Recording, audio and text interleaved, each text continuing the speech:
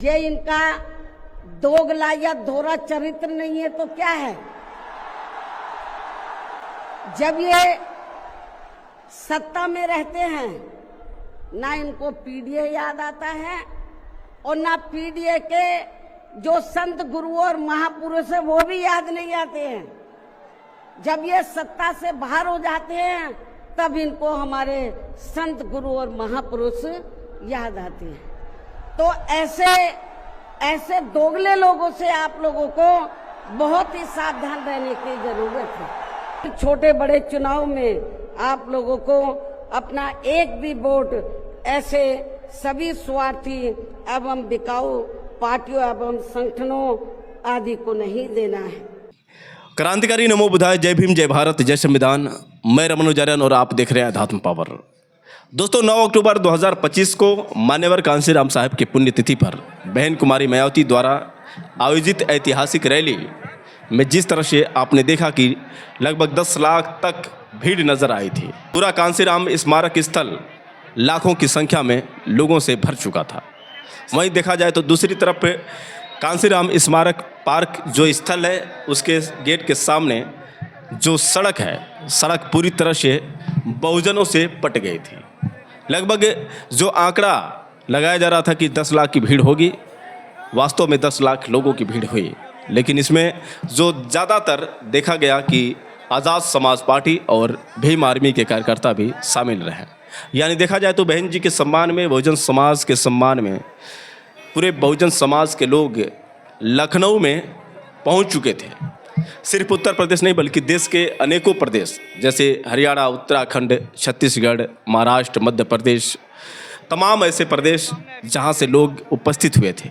आपको बता दें कि बहन जी के हौसले को बढ़ाने के लिए, बहुजन समाज की मजबूती के लिए और मान्यवर कांसीराम साहब के सम्मान के लिए, बाबा साहब डॉक्टर भीमराव अंबेडकर के मिशन को आगे बढ़ाने के लिए वहाँ पर लाखों की संख्या में बहुजन समाज के लोग मौजूद थे। वहीं दूसरी ओर भीम आर्मी चीफ आज़ाद समाज पार्टी के राष्ट्रीय अध्यक्ष व नगीना सांसद चंद्रशेखर आज़ाद ने 9 अक्टूबर को बहन कुमारी मायावती से पहले ही जो ओबीसी अधिकार सम्मेलन की बात किए थे, लेकिन जब उन्होंने देखा कि बहन कुमारी मायावती ने एक शक्ति प्रदर्शन करने का जो आह्वान किया है, जिसके कारण कई बहुजन समाज पार्टी के जो समर्थक कह रहे हैं कि चंद्रशेखर आज़ाद जानबूझकर रैली कर रहे हैं, वो चाहते हैं कि बहुजन समाज 2 भागों में बटे। तो इसके बाद चंद्रशेखर आज़ाद ने सोचा कि क्यों ऐसा हम कलंक लेकर ढोएं। इसीलिए भीम आर्मी चीफ चंद्रशेखर आज़ाद ने वो जो छोटा सा कार्यक्रम रखा था उस कार्यक्रम को भी उन्होंने स्थगित कर दिया। बल्कि बहन कुमारी मायावती ने साफ साफ ये कह दिया कि जितने भी दलित नाम के संगठन हैं, जो पार्टियां हैं, जो बहुजन समाज पार्टी को कमज़ोर करने में लगी हैं और ये बिकाऊ पार्टियां हैं। आखिर और क्या कहा था बहन कुमारी मायावती ने? पहले आप बहन कुमारी मायावती की स्पीच देखिए, उसके बाद हम सीधे आपसे बात कर रहे हैं। अब आप लोगों को पुणे या यूपी में अपनी पार्टी को सत्ता में लाने वे अभी हाल ही में बिहार प्रदेश में होने वाले विधानसभा आम चुनाव में तथा आगे चलकर अन्य और राज्यों में भी विधानसभा व देश में लोकसभा के होने वाले आम चुनाव में भी अपनी पार्टी का बेहतर रिजल्ट लाने के लिए ऐसे सभी स्वार्थी एवं बिकाऊ दलित संगठनों व पार्टियों को अपने यार दोस्त, जात बरादरी व रिश्ते नाते आदि के चक्कर में भी पड़कर अब इनको अपना एक भी वोट देकर खराब नहीं करना है, वरना फिर इसका पूरा लाभ या विरोधी पार्टियों को ही मिलता रहेगा। जिसे भी खास ध्यान में रखकर अब हर छोटे बड़े चुनाव में आप लोगों को अपना एक भी वोट ऐसे सभी स्वार्थी एवं बिकाऊ पार्टियों एवं संगठनों आदि को नहीं देना है, बल्कि अपनी एकमात्र हितैषी पार्टी बीएसपी को ही देना है, ताकि बीएसपी फिर से अपना बेहतर रिजल्ट लाकर पुणे या यूपी की सत्ता में वापस हो सके तथा देश के अन्य सभी राज्यों में भी पार्टी पुणे आगे बढ़ सके। और इसके लिए विरोधी पार्टियों के ऐसे अनेकों और भी सभी हथकंडों से अपनी पार्टी के लोगों को जरूर सावधान रहना है। इसके अलावा पार्टी के लोगों को सचेत करने के उद्देश्य से यहाँ मैं ये भी कहना चाहूंगी कि पिछले कुछ समय से दुनिया के अनेकों देश किसी न किसी मुद्दे को लेकर हुए बवाल व हिंसा आदि से काफी ग्रसित रहे हैं और ये सिलसिला अभी भी जारी है। लेकिन अपने भारत देश को भी जैसे इसका कुछ नजला लगना शुरू ही हुआ था तो उसे फिर तुरंत में ही केंद्र व संबंधित राज्य सरकारों ने सख्ती से निपटा है, जिससे केंद्र व सभी राज्य सरकारों को आगे भी काफी सतर्क रहना होगा।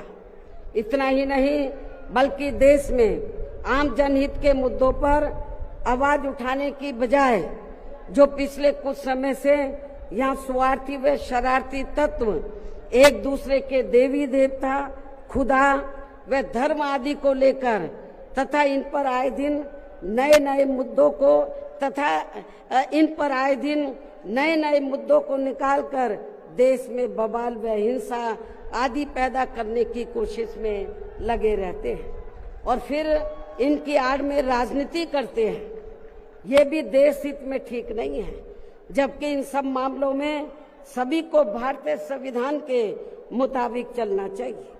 साथ ही सभी धर्मों का पूरा आदर सम्मान भी करना चाहिए और इनके सदियों से चले आ रहे धार्मिक नियम, मान्यताएं व परंपराएं आदि में भी किसी को दखल देना उचित नहीं है और ना ही इनकी आड़ में आई लव आदि की कोई राजनीति नहीं करनी चाहिए। तो दोस्तों यही जो शब्द है बहन कुमारी मायावती का, जिसके कारण पूरे भीम आर्मी के लोग, आज़ाद समाज पार्टी के लोग बहन कुमारी मायावती से नाराज हो गए, क्योंकि जिस तरह से भीम आर्मी चीफ चंद्रशेखर आज़ाद बहन जी का सम्मान करते हैं, उनको बुआ बोलते हैं, आकाश आनंद को छोटा भाई समझते हैं और यहाँ तक कि भीम आर्मी चीफ चंद्रशेखर आज़ाद कहते हैं कि वो हमारे लिए देवी हैं, वो हमारी राजनीतिक गुरु हैं। इसके बावजूद भी जिस तरह से भीम आर्मी चीफ चंद्रशेखर आज़ाद का अपमान हुआ, इसको लेकर काफ़ी नाराज दिखे जितने भी आज़ाद समाज पार्टी के कार्यकर्ता हैं, भीम आर्मी के कार्यकर्ता हैं। और ख़ास तौर से जिस तरह से बहन कुमारी मायावती ने योगी आदित्यनाथ की तारीफ की और साथ ही साथ अखिलेश यादव को दोगले जैसे शब्दों का इस्तेमाल किया, उससे समाजवादी पार्टी के तमाम जितने भी कार्यकर्ता हैं वो काफ़ी नाराज़ दिखे, क्योंकि एक खुले मंच पर दोगला शब्द कहीं ना कहीं सही नहीं है। क्योंकि जो पार्टी, जो बहुजन समाज पार्टी ये बात करती है कि हम संविधान के अनुरूप चलते हैं, हम जो है अनुशासन का पालन करते हैं, लेकिन देखा जाए तो दोगला किसी भी मायने में एक बसपा सुप्रीमो के मुंह से सुशोभित नहीं होता है। बहन कुमारी मायावती जो दलितों की देवी कही जाती हैं, बहन कुमारी मायावती जो उत्तर प्रदेश की 4 बार सीएम रह चुकी हैं और जिस तरह से पूरे समाजवादी पार्टी के लोगों को ऐसे शब्दों से उन्होंने जो बात कही, ये कहीं ना कहीं उचित नहीं है। आखिर बहन कुमारी मायावती ने किस तरह से समाजवादी पार्टी के लोगों को दोगले जैसे शब्दों का इस्तेमाल किया, पहले आप बहन कुमारी मायावती का वो वायरल भाषण सुनिए, उसके बाद हम सीधे आपसे बात कर रहे हैं। यूपी में मेरी सरकार थी तो मेरी सरकार ने अलीगढ़ मंडल में कासगंज के नाम से अलग से जिला बनाया। उस जिले का नाम मान्यवर श्री कांशीराम जी नगर के नाम से रखा था। लेकिन जैसे ही समाजवादी पार्टी पावर में आई, उन्होंने नाम बदल दिया।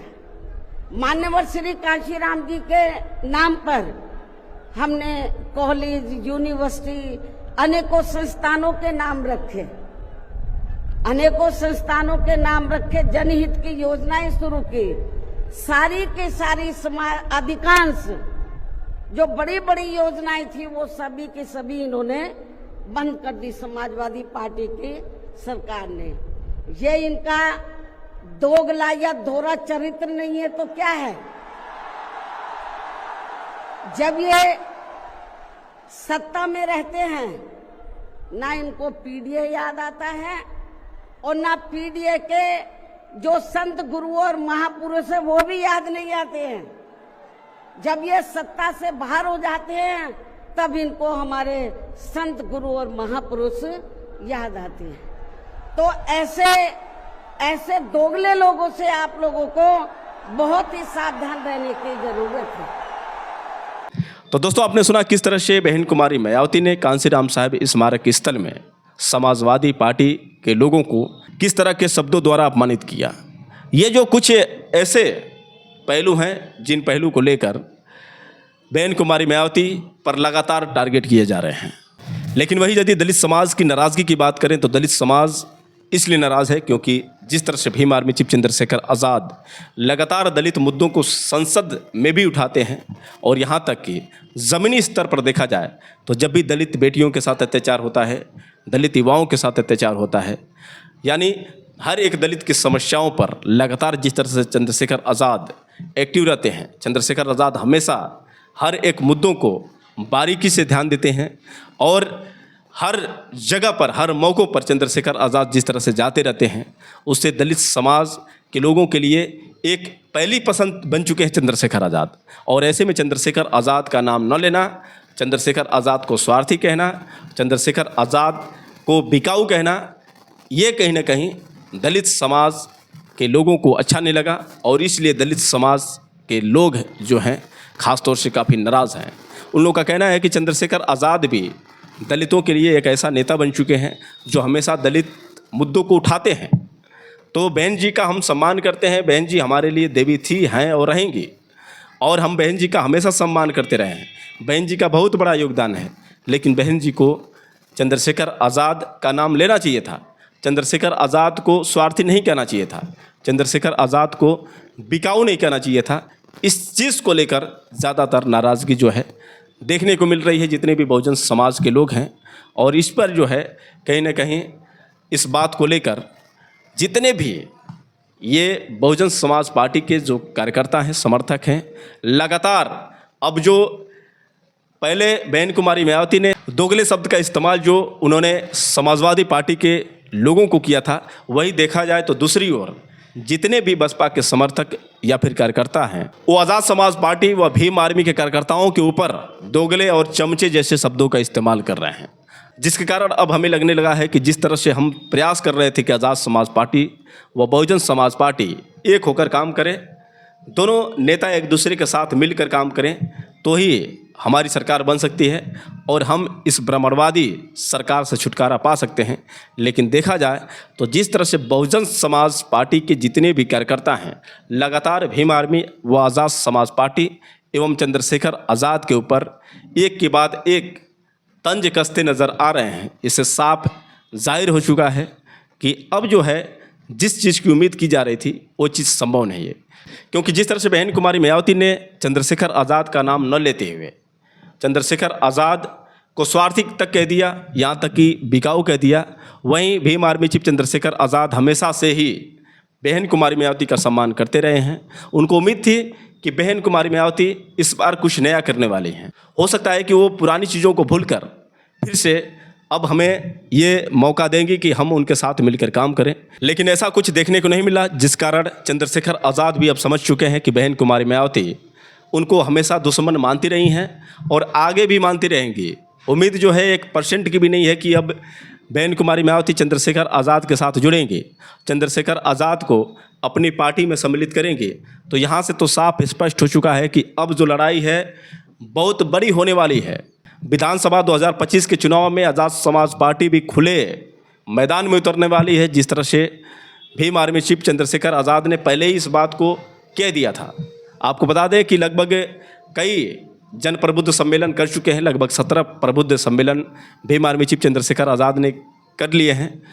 आपको बता दें कि भीम आर्मी चीफ चंद्रशेखर आज़ाद अंतिम जो उनका प्रबुद्ध जन सम्मेलन इलाहाबाद में होने वाला है, उसमें बहुत सारे ऐसे फैसले ले सकते हैं जो साफ कर देंगे कि चंद्रशेखर आज़ाद किस रूप में उत्तर प्रदेश विधानसभा चुनाव में उतरने वाले हैं।